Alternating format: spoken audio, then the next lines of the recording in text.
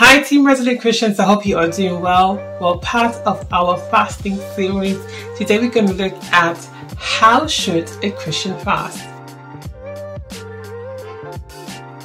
We've seen in the Bible and time people fasting. There's different types of fasting. You know, there's the 3-day dry fasting. We know there's a 7 days fasting, 21 days fasting, 40 days fasting.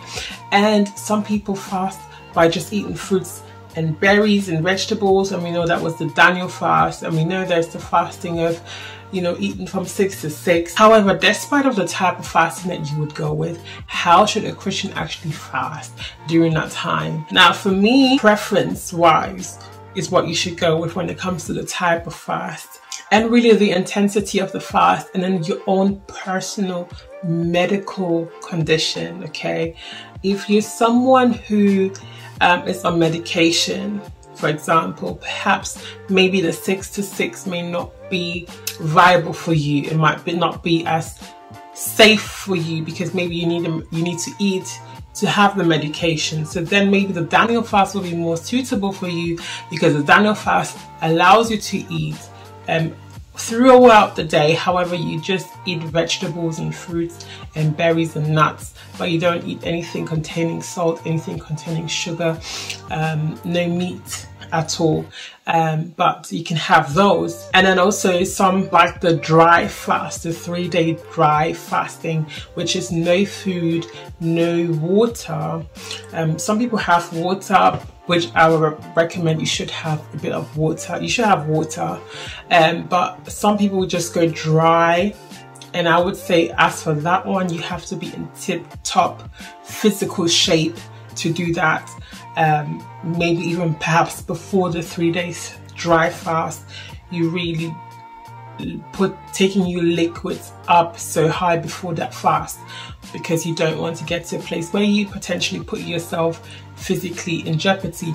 But however, God being so good, we do use wisdom, and the Lord has given us wisdom to use when it comes to these things. But then because you're making also the sacrifice, God being so good always gives us provision and strength to go through it, because it's not a merely physical exercise but a spiritual exercise. So once you identify which fast is the most suitable with you, you decide to go with it, and you've now begun the fast. The next thing is to eliminate distractions that will cause you to break your fast prematurely. Okay, during my fasting time, I limit very much the amount of social media content I consume. I avoid Instagram completely, because that one I know is definitely just info in there that is not needed. I tailor very much what music I listen to. I tailor very much, the environment that I place myself in, because I do recognize this is a time of intense spiritual connectivity. I want to hear from you, Lord. I want to see you, Lord. I want to have a revelation, Lord. I want to have a deeper relationship with you, Lord. So I'm not going to place myself in an environment that is going to intercept that, that's going to prohibit that, and that is actually going to make your fast even harder, because you're feeding things of the flesh rather than things of the spirit. And also, Jesus says, don't let people know that you're really fasting. Don't make it always as a public show, as a way of looking super spiritual, or as a way of coming across as, I'm doing these holy things and I'm so holy and I'm so powerful. No, actually in Matthew 6:16 it says, "And when you fast, do not look gloomy like the hypocrites, for to disfigure their faces, that their fasting may be seen by others.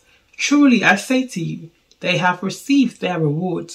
But when you fast, anoint your head and wash your face, that your fasting may not be seen by others, but by your Father who is in secret, and your Father who sees in secret will reward you." So it is something that is meant to be done in secret. And then that should tell you this is an intimate thing. Fasting is an intimate thing. It is something to do between you and God. It's a time of intimacy. During your time of fasting, the most important aspect of your fasting is to spend time in the Word and spend time to pray. That is the most important aspect in your fast. So when you are fasting, make sure you make time for those activities. Make sure you make time for that. And if that means you should strategically place your fasting within a time that you know is going to have minimal distractions, do so.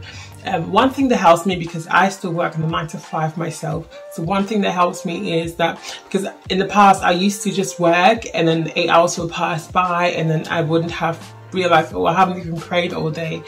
You know, you're forfeiting the purpose of the fast. So what I do is I fast at the 4 corners of the day. So I wake up at 6 a.m, pray at 9 a.m, pray at 12, pray at 3 p.m, 6 p.m, 9 p.m, midnight, and if I can 3 a.m.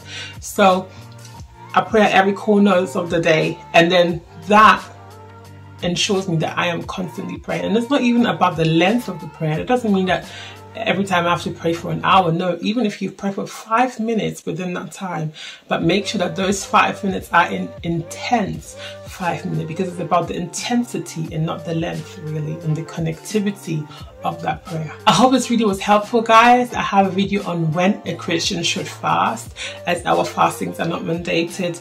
I think it's quite important to know when we should fast. So you can check out that video over here, and I shall see you in my next one.